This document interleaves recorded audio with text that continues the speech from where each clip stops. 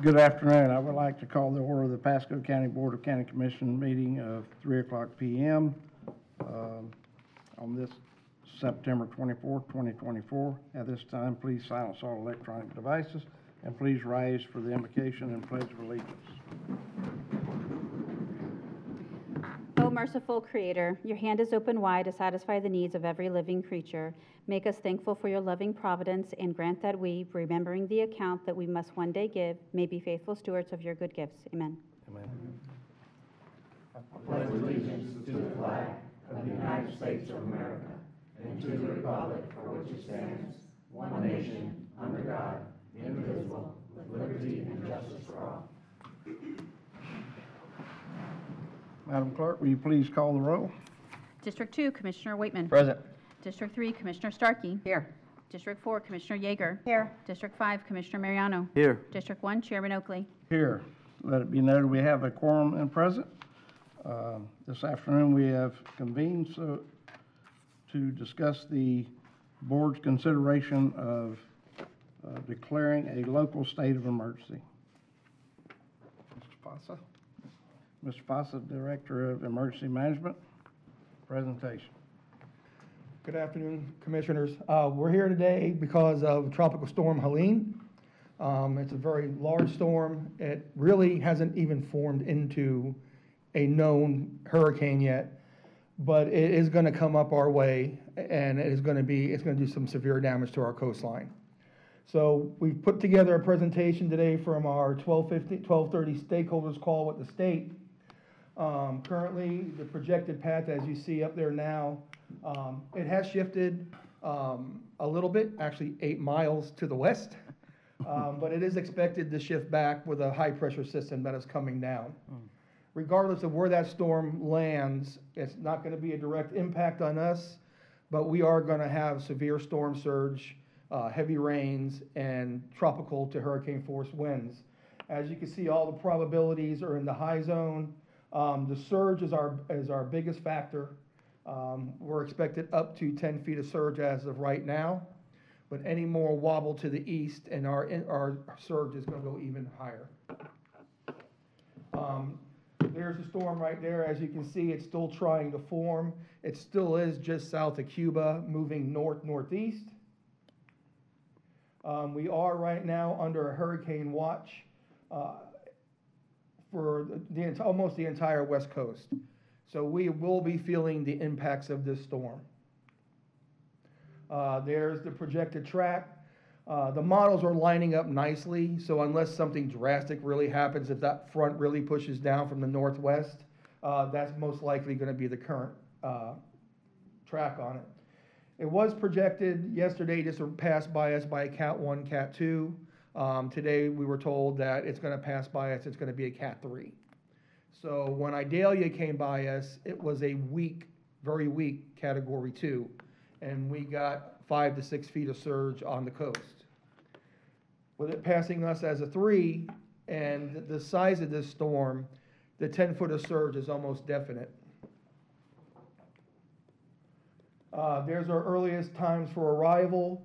We're looking at right now anywhere early Thursday morning, starting Thursday morning around 3 o'clock, and the most likely arrival is around 9 a.m. on Thursday.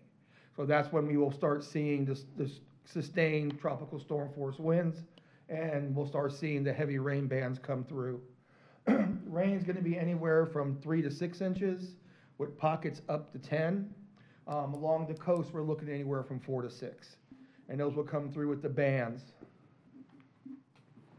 Our storm surge warnings, like I said, we are at 6 to 10 feet. Our winds were anywhere from, they're predicting 39 and 73 miles an hour. With gusts sustained, we're looking at about 40 to 45 miles an hour. Flooding, we have that possibility of coastal flooding, and as you know, we're already combating Zephyr Hills with the flooding out there. And most likely with Worthington Gardens going back into minor flooding again as of today. It's supposed to remain that way for the next 3 days. We're most likely going to see additional flooding back in Zephyr Hills also. Mr. Chairman? And then Yes, tornadoes. I have a question too. Yes, ma'am. Hey, Andy? Then go. Sir. Go ahead. With No one's more of a wind event than storm surge event. Was the people at Zephyr Hills, they shouldn't get that much rain compared to, The coast will get the majority of the rain, Okay. but there will be bands that pass through there that will dump some heavy rain back in Zephyr Hills again. okay. My question is this, looking at your storm surge map, it's different than the one the Hurricane Center has out.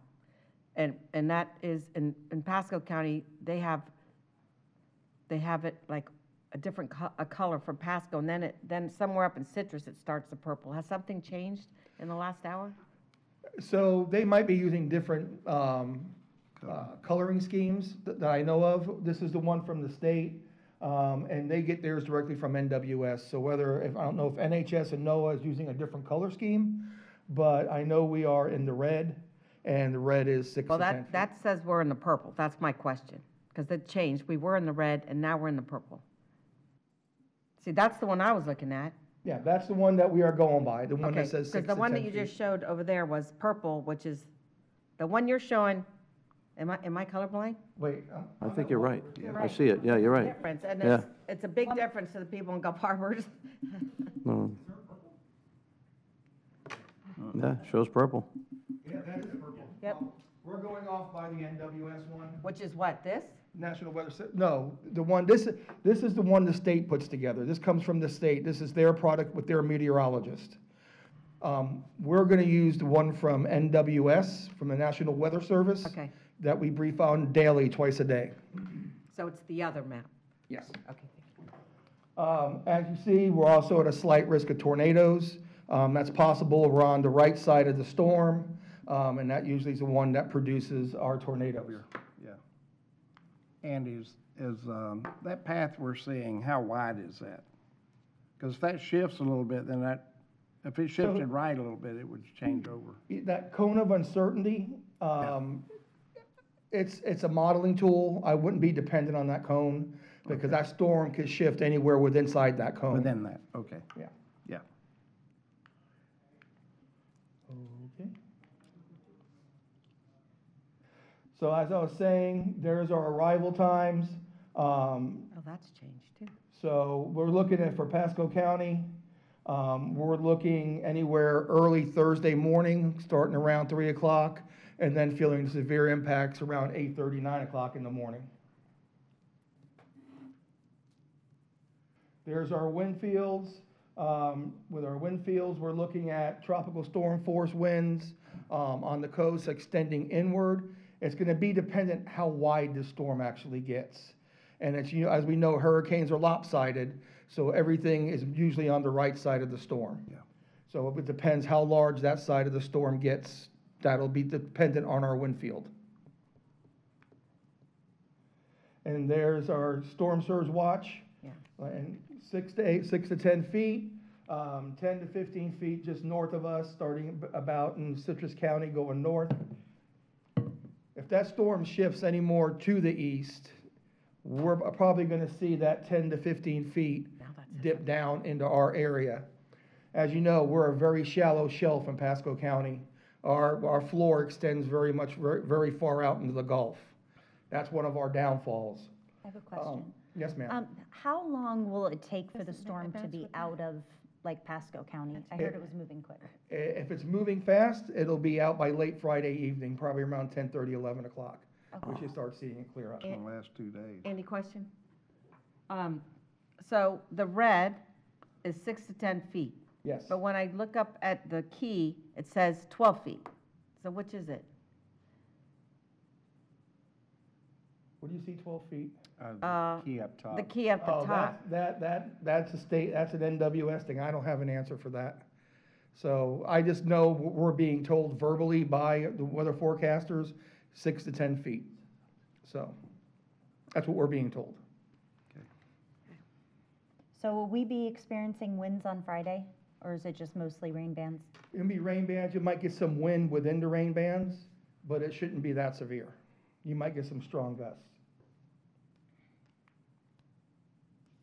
And that's rip currents. We really don't have to worry about rip currents on our side of the county, on this side of the coast. It's mainly on an east side event.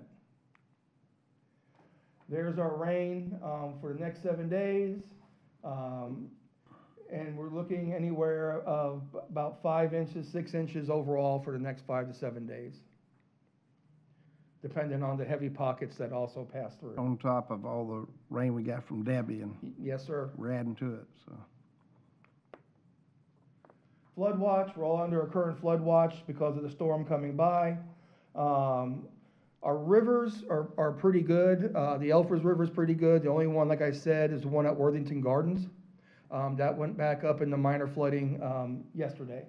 I think the Withlacoochee, Cody River too, is not in great shape. They had flooding the other day just from rain Down at the, near, like downtown Newport Richey. okay. Rainfall departures over 30 days.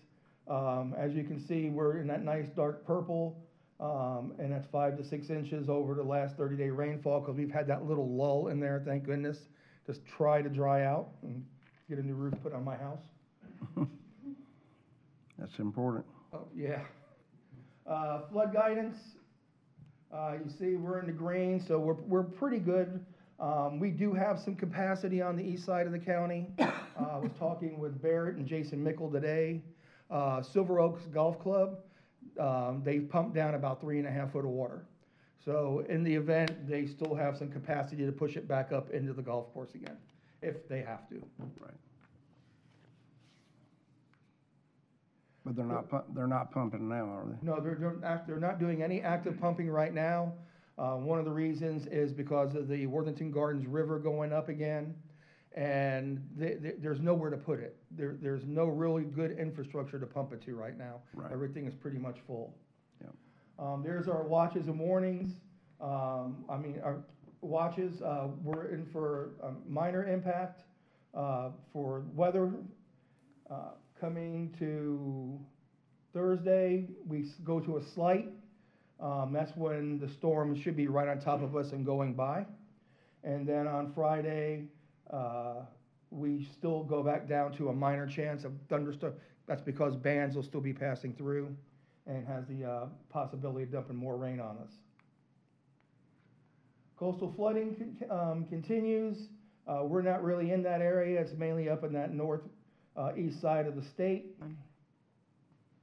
And that's our river gauges. So we are pretty good with our river gauges. The only one that is the Worthington Garden one that's in minor flooding right now. And then St. John's River, of course, we don't have to worry about that one. That's way north of us. And then this is for tornadoes. So we're in that marginal risk for tornadoes when this storm as it comes by us. And then that's this other system that's out there. That's another system that's out there that's not going to affect us. It's going to make that right-hand hook. Mhm. And then that's really about it. And then there's one other slide that I had sent to Stefania. It was the flood slide.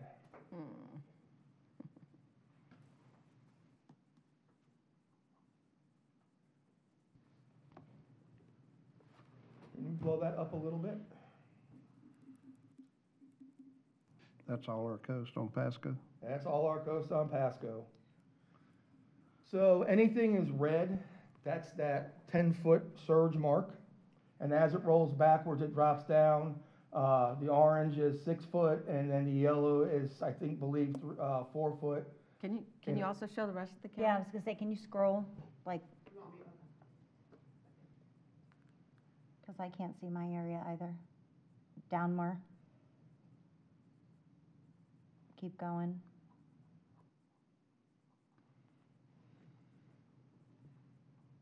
Okay, thank you. So the orange, It's 6 feet. I'm one house away from being yellow. Okay, so That the means orange a is lot. 6 feet, yeah. So as you see, we are going to be impacted heavily if this storm, Can you go back? I want to see the river, into Newport Richey. That I So, was looking at too. where is that red, where it's all red? which part we're, River, north of Cecilia and, right there where she's circling? yeah, where's all that? Let me think. That is, that I is- believe, downtown Main Street. That is the Pittsburgh River coming in, I believe. That's south of downtown. Yeah, That's, 'cause here's Gulf Boulevard. is that like Gray Preserve Bluff. and over there? Someone who knows more than me? What's yellow? Yellow, I believe, is 4 feet. Let's see, 54. Well, isn't Gray at the end of Plath and Rowan? Plath and Rowan, yes. So where, I think So where it says, that's- where so it says it's- north of Bailey. It's just Cody River. west. Cody River. So, but as you see, we are gonna be impacted heavily. Dependent on when the surge comes in, how much wind that we have pushing on it is gonna be dependent how much water exits when it tries to go back to low tide. If we have continuous winds, it's gonna hold that water in, and then when our next high tide comes around, it's just gonna build on top of that.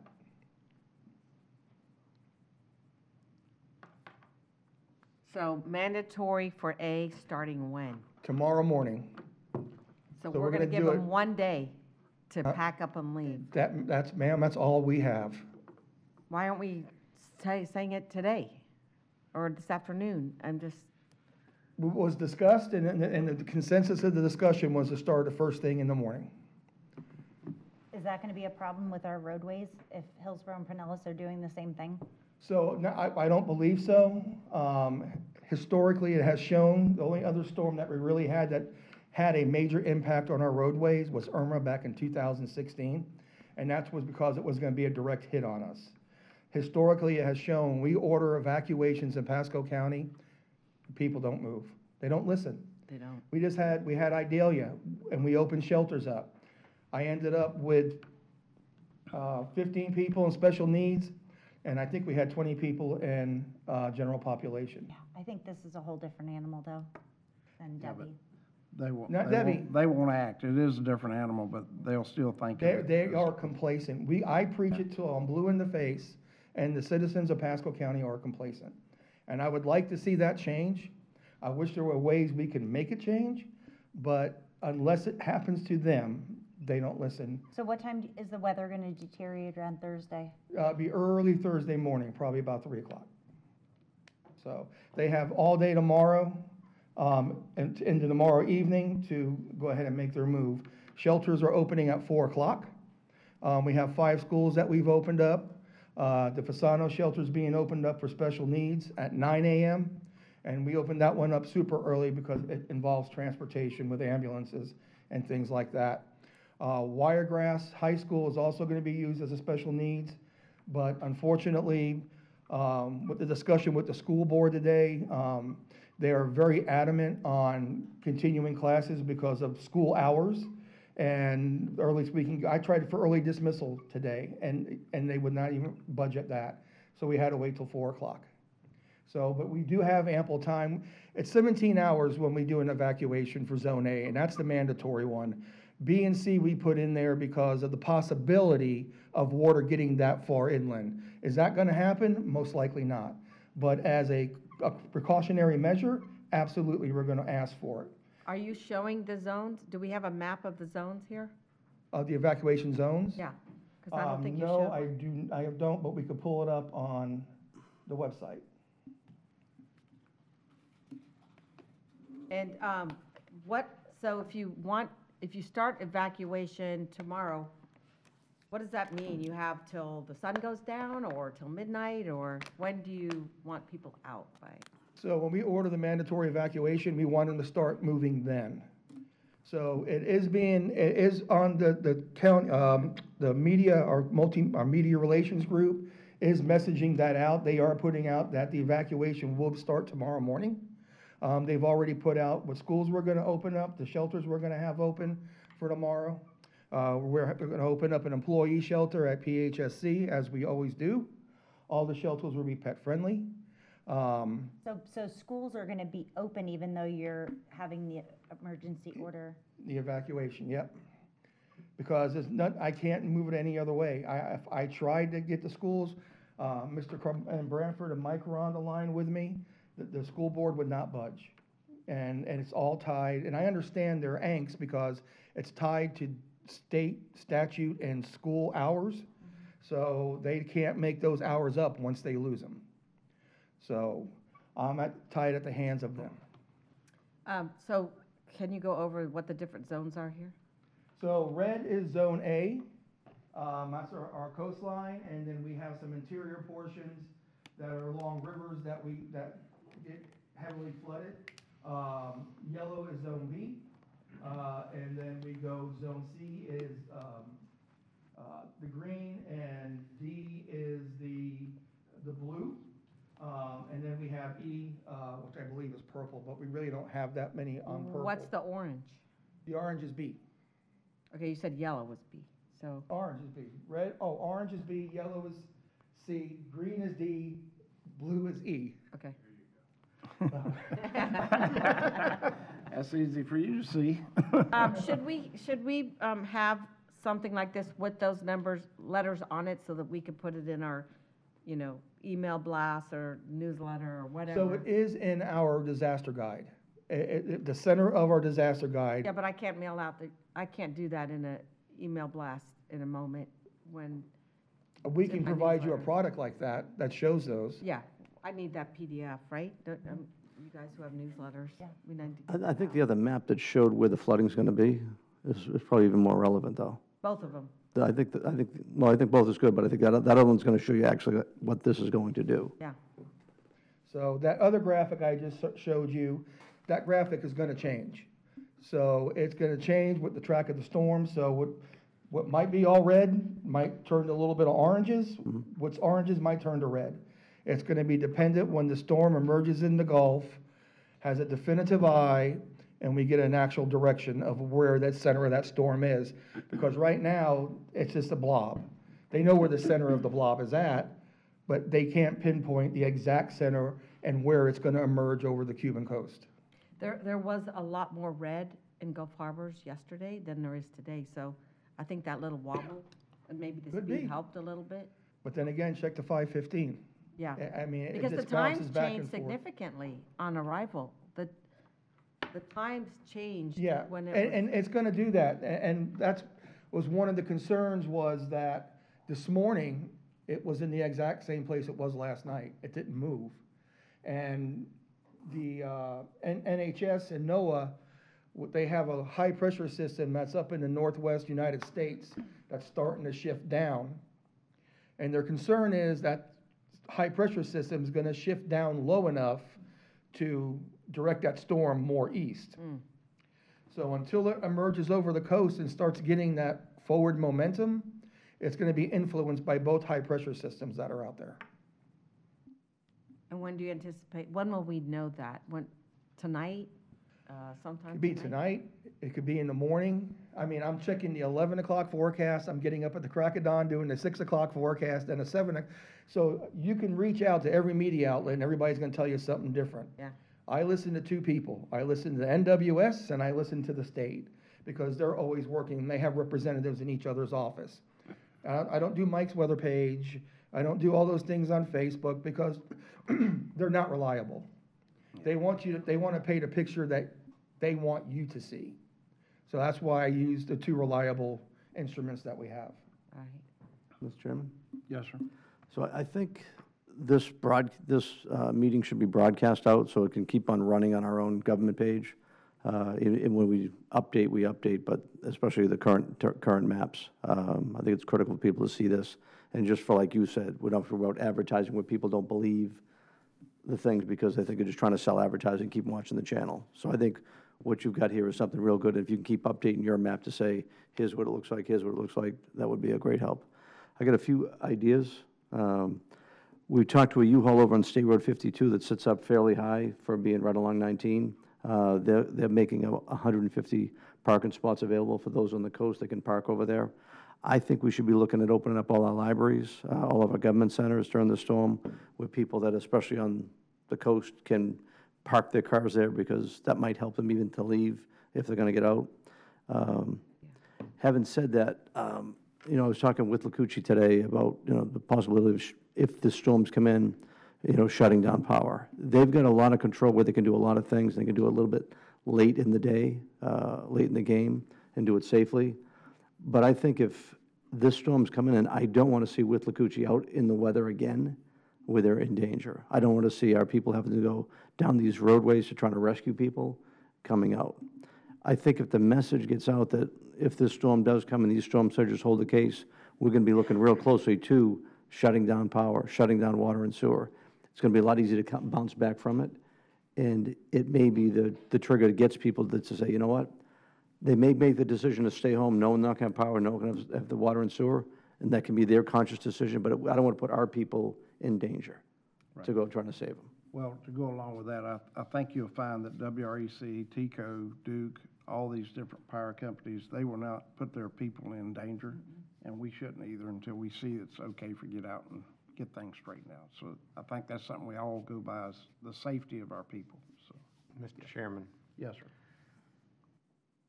utility has the authority to shut Right. water down if the system is going to be compromised, or if, basically to protect health, safety, and welfare. Right. I don't believe that you can shut sewer down based on my previous research, just because it's sewer. It's, even when you don't pay your bills, we can't shut sewer down. There's no valve. But I don't know what the capability of the county is to shut down A as a block and not get B and C. I don't know if our valvings are such. I know of jurisdictions that if they're a barrier island, they say, yes, we're going to shut your water off. You don't have the authority to do power, but if Withlacoochee is going to, that's up to the power companies about their service. But I would also encourage, if the board was going to go in that route, I would encourage early messaging that at midnight on whatever, I guess it would be Wednesday at midnight, It'd be Wednesday at midnight. that you were going to turn that switch so that people know that they're going to be without service. Well, just to, if I could, so in talking with Withlacoochee, they can actually do segment by segment by segment, which is probably the better way to go. They can wait a long time, but I think it's something that we just need to be conscious of and getting the word out to the public. We're feeling the danger, we're going to go. And I think they've coordinated with the sheriff's department. They can work with our firefighters as well to kind of make sure that when they do, if they are shutting down the power, that we make sure that there's protection out there at the end of the neighborhood so there's no looting going on as well. Yeah, so I also talked to Withlacoochee today, and they have crews coming from Texas also for reinforcements. And I was actually with the sheriff's office this morning, and they did discuss the looting, that they would be there for safety, so. So Well, what about Duke shutting off power? I mean, did anyone, I didn't reach out to Duke. I hadn't heard anything from Duke. okay, I don't know how we can tell them to shut the power off. So That's up to them. Yeah. that is correct, that is up to them. So I will tell you, with shutting down power grids, that we have two areas that are going to be affected out of this. The one up in Hudson off of Old Dixie Highway is definitely going to get water in it. So I don't know if they're going to shut it off or not, but it's definitely going to be impacted. And then the one down at Anclote at the power plant, that's right across the street that we had visited. Right, Duke. That one is definitely going to be impacted also, if we get that 10-foot of surge. I do know that the electric companies will go around and turn power off if there are substations or they deem it unsafe. There are green transformers everywhere. They will shut the power off to those grids. I've had it happen on 2 occasions. One, actually both during Irma. One occurred at an apartment complex down off of Old 54, and then the other one occurred at the mobile home complex at Ridge and 19. So they will proactively shut power off. Okay. But I don't think they will just go in there to just shut the power off to get the people out. I don't think they would do something like that. So, but we have been in contact with Lakuchi. They do have 5,000 strong coming from around the states. Duke has set a camp up, and I can't remember the name of it off the top of my head now. Here, where? Yeah, Lady of Lore Church, and they're staging all their assets there. So we will have a strong contingency of electrical workers here if, and we do need them, which I am hoping, knock on particle board, that we don't. Yeah. So, Mr. Chairman? Yes. So I think if the electric companies make the decision, they will as they go along. I think it's important that we coordinate with them to get the messaging out as it's going, and also the coordination between the sheriff and our own fire EMS people to protect the area as best we can. And I think that may encourage them to leave knowing they'll be safe and they're not going to power anyway to make that move. Because if this storm surge goes to these higher levels, it's going to be very bad out there. Yeah. Okay.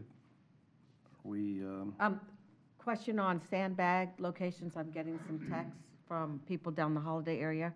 Where is their closest sandbag location? the Maggie Valley Golf Course is where theirs is at. Why do we not put them up and down the coast? I'm just curious. Because historically, we have never done that. We've had marked locations since I have been the EM director and prior to me. We've used Magnolia Golf Course. We were using Station 17 years ago till it went under construction, and we can't use that site right now because of the construction going on. So we have Magnolia Valley Golf Course, we have Veterans Park, we have Heritage Park in Land O'Lakes, we have Station 29 in Zephyr Hills, we have Sea Barn over in Dade City. Dade City Police Dade City Department has Police. one open at the Road Police Station. The city of Newport Richey has one open, I believe, at their utilities building. And those are all the ones that I know of so far. But we have them all publicly noticed. They are open from sunrise to sunset. They are self-serve. You have to bring your own shovel. One of our sites does have inmate labor the Maggie Valley does have inmate labor there to help the citizens. Okay, I have a question. Yes, ma'am. But after this one, I want to work on getting one in Holiday. Yes, ma'am. and We can get you one There's on a Holiday Catholic now church if you there that like. we may be able to use. We used it for our waste pickup on Mile Stretch. You want it now? Oh, you can put one there now? Yeah, if you give me the address, I will get one. Well, we have a library there, and we have a fire station on Mile Stretch. But you got to remember, when we open a sandbag location, it's not one or two people that show up. There's a lot of We people. get Yeah, there, traffic, and I can't block I- a fire station access. you know who's a member of the church that we would need to get permission from is Andrew Baxter. Okay, Is Andrew back there? no, he's No. not here. So maybe we can ask So- Andrew to see if they can open up that church for sand? All right, if I have a county site I could put it on, I'll get there and I'll put it on a county site. That's not a county site, it's a church. Yes, but if I have a county site in that, Oh. in that area, Okay. We I have a fire prefer to use station. that so we can just dump sand and go from there. All right, and then here's my next question. Cindy Jolly sent me a picture of a guy who's selling sandbags that he filled at our sandbag site. I don't know where he's selling them for $10 a bag. Is that legal?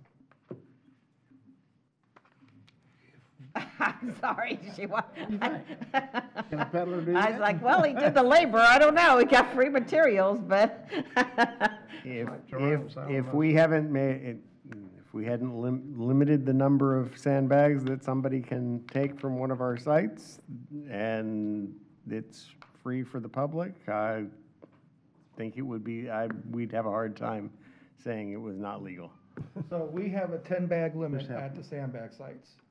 We Just do, created a we market do with make, that question into this we do make an exception for volunteer organizations that are coming to pick up sandbags for elderly or disabled residents, and we will let them take those sandbags and deliver them to the residents themselves. I just have one quick question. So if we have constituents call, what time-ish do you think we should tell them to make sure that they are off the roads? Off the roads, I would be off the roads by midnight tomorrow night. Midnight tomorrow night, okay? Because we're gonna start getting bands of rain tomorrow evening, late in the evening, but we're not expecting the winds to start pumping till much later in the morning, so. Mr. Chairman? Yes. You know, sometimes you see long lines of these things, people waiting. Yep. You know, I appreciate that we have at least Magnolia Valley to have inmate, the goodies out there, the inmate labor, but I think we ought to be putting on the rest of them as well. I think you need more of those inmate labor out there, because the quick you get people in and out, it's a Yeah. fast-moving storm. We Yeah. don't have a lot of time Yeah, here. yeah, we don't have You a need lot to of get people time. in and out of there. Yeah, so I've already worked with my team to open up, Veterans Park. the microphone, Mia? Oh, I apologize. So I didn't see you there, Stacy. That's quite all right, Commissioner. So we did, set up Maggie Valley, earlier, today with inmate labor, and we were scheduled to open up veterans with inmate labor from 7 to 7 tomorrow. Okay. I can, take a look at our work crews and see what else I can establish out there. Okay, I think those are your two most critical ones being on the coast, so I think I'm good with that, unless the others want to see it more out there as well. Question, it's not on you, but I hope you can set one up on Mile Stretch, and they're anxiously awaiting the news. Last time, I think we had to evacuate a hospital. Was it Bayonet Point? Yes. Bayonet Point was years ago, but that was from a Oh. lightning strike. Okay, so it North wasn't Bay, flooding. they tend to want to evacuate dependent on the storm surge. We've been in contact with them, and they are content. We've offered all the hospitals that are in Bayonet Point and North Bay. We've offered to put tiger dams up around their facilities. We've offered North Bay that. They both have declined the tiger dams. Is that what Tampa General has? They have a different system. It's not a tiger dam. That's amazing what they. Yes, it is an amazing system. Very expensive, but I an like that amazing around system. my house. But we are using tiger dams right now out in Zephyr Hills. Yeah. And there's good thought process, but the thing you need to remember, once you put a tiger dam around a structure, you're not leaving. Because it's not something you can just pick up and move. It's very large 36-inch tubes that are filled with water. Oh, I've seen And those. they butt up against each other, and they could frame it out. Does some water get in? Yeah, but not like a flood. But the drawback to it is, once that structure is built, who's ever in that structure is not gonna be able to get out. They can't drive out. They could walk out and jump over, but they can't drive out because it cannot be moved. Okay.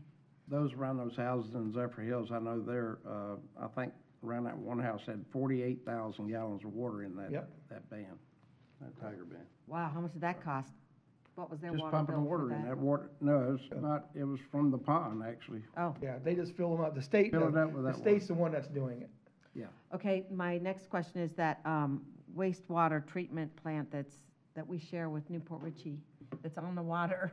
What do we do with that when it goes, it's gonna go under? Yeah, so if they'll shut it down. That's What does that we're- mean for people living, that use that along the coast? That I do not know. Does that mean you won't have running water? So should they fill their bathtubs? What does that mean? Because that is in the 10-foot to 12-foot. Yes, so the response, I don't have a response for that. But as he mentioned, if it happens, then it will have to be shut down, and there's a process to follow. I can get that response to you. I think we need to be letting the coastal people know they may have their water shut off. Wouldn't the water get shut off if you close that? Yes, and I'll get that out to you, Okay, yeah. right? Yeah. In I years, don't know how in years far, past, I don't that's know, why I they don't know how always, big that territory is of that plant. water's We very need to have important. that map. Water's very important, and in years past, you always heard people filling up their bathtubs and all, so they'd have water after the storm went through, so, because the water was shut down, so. And Branford, with high waters like we're talking about, there's endangerment of that water being infected with some off-site water or something, so, yeah. is there a map that we know that, where that water treatment plant is that services the residents? Yes, we do have a map showing all our wastewater treatment plants. That would be affected by that one? Yes, Okay. Could you share that with us as well? yes, I'll get that. Thank you. Okay, we've had quite a bit of discussion. This time, let's, Mr. Chair? May I- yes. and, Is the county departments, any of them planning to close tomorrow, or is it a full day? So, county will be closed on Thursday. Okay, all right. And I just wanted to let you know that the finance department is making payments on the purchase cards, so I know that's probably going to be utilized more after the storm, so you should have clear balances on everything to be able to do that. We're also issuing payroll sooner, so that everybody can get paid. So that's good as well. And we're doing prepayments on some of the bonds that are needing payment coming up, so that we can take care of all of that as well. And our finance has already set up the account codes for any purchases that are made throughout the county, and then payroll code for the storm also. That way we can start Yep. coding for reimbursement. Great. Just looking for a call. Okay, Madam Clerk, would you please read the resolution?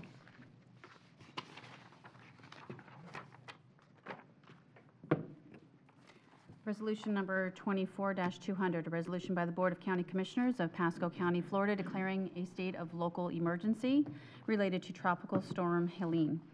Whereas the Governor of the State of Florida issued Executive Order number 24-208 on September 23, 2024, declaring that a state of emergency exists for certain counties in the state of Florida, including Pasco County, due to the current forecast models for Tropical Storm Helene, hereinafter referred to as the event. And whereas Pasco County is currently under a tropical storm watch, hurricane watch, and a storm surge watch. Current forecasts predict hurricane force winds and potentially heavy rainfall impacting the west coast of Florida as the storm moves forward, and the event poses a potential and continued threat to the lives and property of the residents of Pasco County, requiring advanced preparation and mobilization of resources, as well as flexibility and authority from the Board of County Commissioners to act in a timely manner to mitigate damage and render assistance to affected residents. And whereas the current forecast models for the event project it will reach hurricane force strength, and there is an increasing possibility that Pasco County will experience will experience the storm's effect. And whereas Pasco County remains under a local state of emergency due to flooding in East County caused by Tropical Storm Debbie, declared on August 2nd, 2024. And whereas current forecasts predict sustained high winds, heavy rainfall, storm surge, and potential flash flooding impacting the west coast of Florida as the storm moves forward. And the event poses a potential and continued threat to the lives and property of residents of Pasco County, requiring advanced preparation and mobilization of resources, as well as flexibility and authority from the Board of County Commissioners to act in a timely manner to mitigate damage and render assistance to affected residents. And whereas Chapter 252 Florida statutes provides authority for political subdivisions such as Pasco County to declare a state of local emergency and to waive the procedures and formalities otherwise required of political subdivisions by law pertaining to 1. Performance of public works and taking whatever action is necessary to ensure the health, safety, and welfare of the community. 2. Entering into contracts. 3. Incurring obligations. 4. Employment of permanent and temporary workers. 5. Utilization of volunteer workers. 6. Rental of equipment. 7. Acquisition and distribution with or without compensation of supplies, materials, and facilities. And 8. The transfer, amendment, appropriations, and/or expenditure of public funds. Now, therefore, the Board of County Commissioners of Pasco County, Florida, in emergency session this 24th day of September 2024, hereby declares a state of local emergency pursuant to Section 252 Florida statutes and Sections 30-29 and 30-30 Pasco County Code of Ordinances, effective immediately for all territory within the legal boundaries of Pasco County, including all unincorporated and incorporated areas, and authorizes the county administrator or his designee to order evacuations, make emergency purchases, or take any other actions he deems necessary. This state of local emergency shall be effective upon enactment and shall remain in effect for a 7-day period thereafter, unless otherwise rescinded or extended as provided by law. Further, to the extent allowed by law, this declaration retroactively applies to ratify expenditures made and actions taken prior to the effective date of this LSE by county staff in connection with preparation in anticipation of the event. Be it further resolved by it as expressly authorized that the county administrator or emergency management director are each delegated the authority to 1. Extend this initial declaration of local state of emergency as many times as necessary, and 2. Dissolve this local state of emergency for any extensions thereof if the event no longer poses a threat to the lives and/or property of Pasco County residents or to public property. This delegation of authority to the county administrator and/or emergency management director is to extend or dissolve this local state of emergency does not require further action. The procedures set out in sections 30-29 and 30-30 of the Pasco County Code that may be interpreted to be in conflict with this grant of authority are hereby waived. Be it further resolved by the Board of County Commissioners that it is the intent of this board that given the possibilities that episodic rainfall or high winds may result in only localized damage or flooding, that the county administrator or his designee shall have the flexibility to institute, modify, amend, terminate, or reinstate evacuation orders as conditions and affected areas change, and without further action by this board. Be it further resolved by the Board of County Commissioners that it is the intent of this board that to the extent the county administrator has already extended public funds in preparing for the event, all such actions are hereby ratified and approved.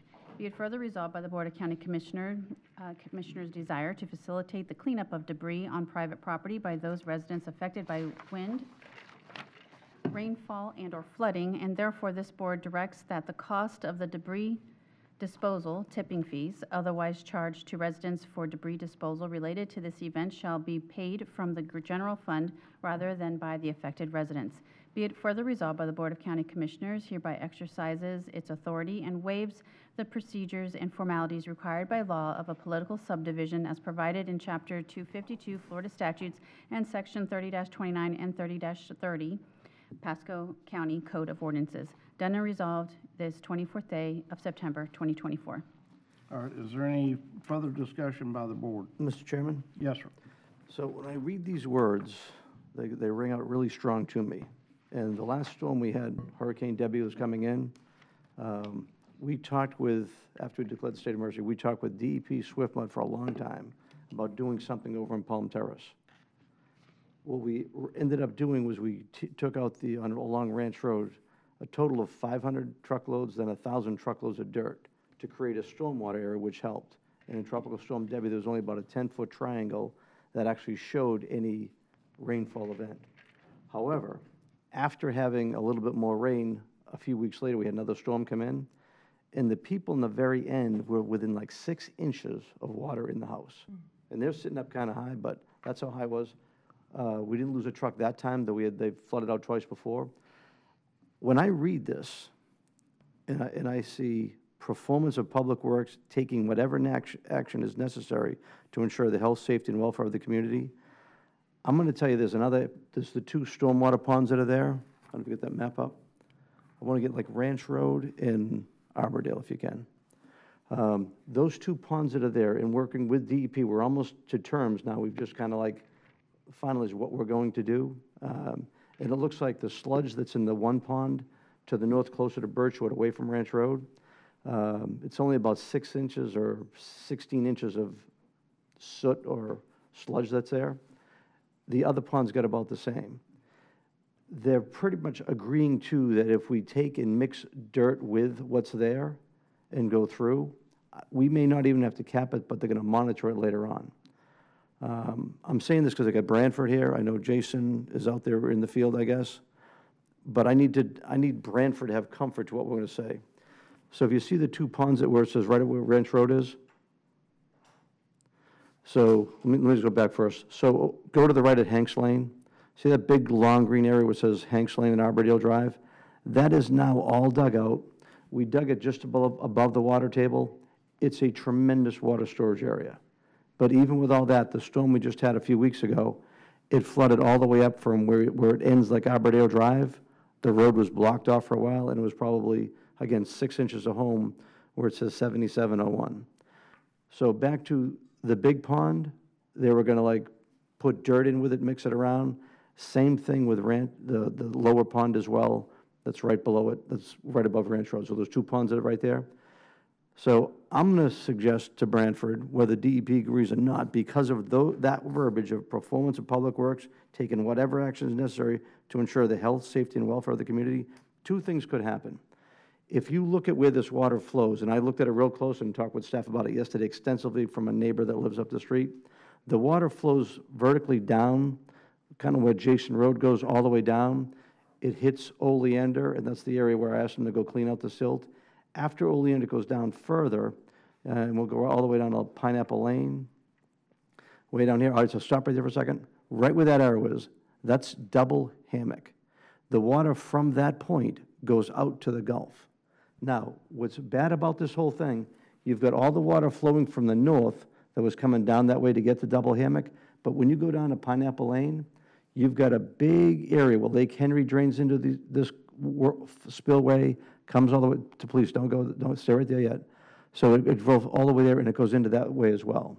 From this point, it goes down to Fox Hollow and it stops right there. And the water from down here to the south is actually right now, as of yesterday, flowing upstream going the other way. So you got water pushing from down to Lake Christie down in here, that way there from south of Fox Hollow, pushing water up the other way. So try to imagine you got water coming down from the north and going up from the south, heading toward Double Hammock, but doesn't quite get there. If this storm surge comes in and Double Hammock, that water comes right up, and see how close it is to 19. If it comes over there, you're going to have a huge blockade coming in that's going to stop it going. Now, I don't know if we can hold Right all. there, is that where we put those, is that what that little test thing is right there? Where the arrow is, No, that's up in, that's in Beacon Woods. further up? So this is this is right where the Cinema Drive, so it's like where the movie theater is, Aldi's is there. That's where that comes across. Now, that's what I asked today earlier, and I talked yesterday with Barrett and Jason about go clean that thing all the way out so that water can flow out, because once it gets out there, it goes. But if it's going to be a low tide situation, if we can get that water down there is good. But if we're going to have, what I know is going to happen is you're going to have water coming this way, water coming that way, it stops in there. And that's why we used to have so much trouble at Pineapple Lane and even up above at Jasmine Lakes. The water is like conflict. Well, why are you bringing this up right now? I'm bringing this up right now because let's go back to those two ponds above. If we take the dirt around, there's big berms around these two ponds that are there. If we take and put in the dirt around, say, the top pond first, we kind of like topple that in, and then we go take the lower pond and take the sludge from that and pop it over, and then we take the berms from both and then cover over the top of it. Two things can happen. You're going to create all that stormwater protection, like it's almost 2 acres of land there, and you're also then going to protect the sludge from being exposed, which if it does. You're trying to keep water from there going into the other Yes, it won't, this channel way here, into yes, town? exactly. This way here, it won't travel down Trying to south. put a dike there? Exactly, it's going to flood it all down. So now it can actually control the water there, and just like we did over at Arbordale, you can create a stormwater pond right there that you cover over the sludge, so it's environmentally safer than it is even right now. Because if all the stormwater goes in, let's say it all floods out and goes all in there, all that stormwater sludge is still going to go downhill too. So now you get health. But if you cover that over with the dirt and put more dirt over the top of it, you make it protect better, and you can contain a lot more water right there where right now it's just going to go downstream and have that conflict. Well, can It's you heavy. design an engineering solution right I don't know. now, today? That sounds good, but I'm not sure we got enough time to do all that. Well, so. we didn't have time to go engineer digging all that out, but literally talking to DEP, the agreement with David Allen right now and them is to go take the dirt, take the sludge from one, put it in the sludge of two, mix it all up, and then cover it over without even, and I was going to try to, Let Branford speak. go ahead. Well, we've been involved with what he's saying, and the difference has been noticeable, in terms of the work that Public Works did. So we are moving forward to bringing about more improvements in the stormwater conveyance. So keep in mind, out there, I think he's asking if you can do this project today or tomorrow. No, it takes some time for us to come up with that. all right, so is David Allen, can we get David Allen? David Allen's working with DEP, and literally the agreement is they're going to go take the sludge from the little pond there, to put it in the big pond, mix up the soils, cover it over. They're going to do testing on it for about a year. It was to the point we thought we were going to have to hard cover it, kind of like we do with arsenic, whatever. But with all the dirt that's there, what's that? David's on the call. All right. David, you there? I just heard him. I'll text him. Try to unmute. Can you guys hear me now? Yeah. Yes. Hey, David? Yes, hi, Commissioners. Yeah, I've been listening in on the conversation, Okay. and I think the challenge is that fundamentally, I think that we would need to coordinate with both FDP and SwiftMud, and really the challenge is the existing vegetation in both of those ponds. You know, we could look at something that might help divert some of the water into them on a short-term basis, but I think that you know, for the emergency use, but we wouldn't be able to continue to operate that way for an extended period of time. Well, David, let's talk about what you've been negotiating with them. As you told me in the past couple of days, they're telling you take out the vegetation part, and then you're going to scoop down about 16 inches or so of dirt, depending on how much is there, and you're going to then put that dirt in the other pond and then mix it with dirt, correct? Right, because we have high metals right now in certain locations of the ponds, and we would need to dilute those to be able to meet FDP's decommissioning requirements for the wastewater treatment plant that's there. Right.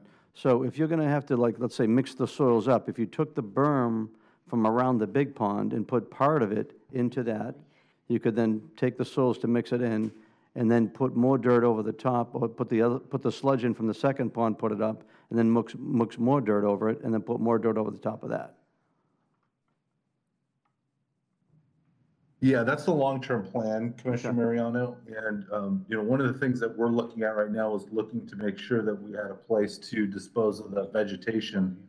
And I think that given the time frame that we're looking at with how quickly the storm is moving, I don't think a day is going to be enough time to be able to accomplish both getting the vegetation out as well as the earthwork that would be required at the site. All right, well, if I didn't see our staff take out 500 truckloads of dirt in 48 hours, I'd probably agree with you, but I'm talking about all you've got to do here is to go plow dirt in, Mr. Chairman. scoop dirt out. We can't work through that right now. We need to go forward with our resolution and our motion. I wanna And go then through the- afterwards, we'll sit down with the team and let the team come up with the best plan for that.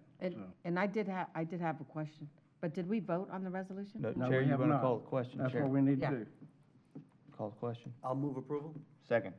Okay, I have a motion and a second on the resolution. It's a roll call vote. Madam Chair, or Madam Clerk, change your position. Giving me a raise? Yeah. Hey, District no, 2. hey. Aye. Thank you, Commissioner Wade. Ready. That'd be a pay District cut. 3, Commissioner Starkey. Aye. District 4, Commissioner Yeager. Aye. District 5, Commissioner Mariano. Aye. District 1, Chairman Oakley. Aye. Let it note that the motion passed 5-0. Is there any need for any other discussion? Yeah, Thank you, Mr. Chairman. I had a question. Okay, you had a Sorry, question. mine's much shorter than yours. How do you know? When we were on the call, you had left, but we are right in the midst of putting in a drainage program for the old golf course at Gulf Harbors.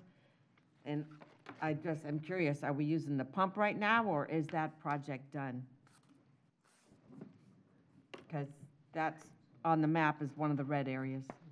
The project in Gulf Harbors. It was under construction a couple weeks ago. Are we done with it? It's to drain the flooding in the lakes there. Yes, I know they started that project. It's still ongoing. Where they are, I don't have that response. I can follow up. So the pump is still there then? That's my question. Yeah, I don't have that response in terms of whether the pump is there or not. All right, and, But the work was started, yes. oh, I know it started. What I'm asking is, what is the plan if that fills up? So usually what happens is Public Works has all these house spots, and they have pump stations, pre-stations, or they'll move pumps to these areas as the storm comes along. So that location is one of those hotspots that Public Works is aware of. Okay, well, I'm texting the president of the association. I'm gonna ask them if they know if the pump is there. They can find out. And if it's not there, they can station one there. Thank you. Okay. Mr. Chairman? So, and Commissioner Stark, I'm glad you're bringing that up. The staff told me a while ago they could do it fairly quickly, so hopefully they can finish before the storm hits. We'll see how that goes. but we've got a great team out there. I just want to say, the reason I brought this conversation up with you, because my next call will be with David Allen Branford and team to go talk about what we know, and we're going to go work hard on DEP to try to go get it. But I just didn't want you guys to get scared of what we're talking about, because the DEP was already in the same plan I just told you about. So I'm just trying to get, Thank you. I'm going to use this verbiage as hard as I can. He's got to go do something. Mr. Chairman, Excuse me. I have to say something at this point. Okay.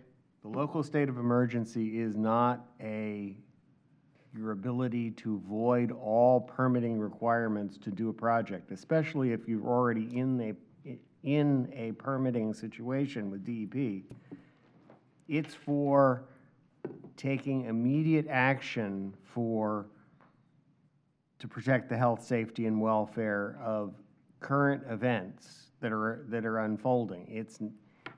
It's not, we think this would be a good idea and prevent something. You still are subject to enforcement of state agencies and federal agencies under a local state of emergency if you go beyond the authorities that you have dealing with an emergency. I'll be happy to include you in the meeting, but I'm going to tell you for this here, this is protecting the health, safety, welfare of the community. They flooded before, they could flood again after what we've done already. So this is to protect the people as well as the environment. But I'll include you in the meeting too. All right. Thank you. This meeting is adjourned. Andy, can you show me?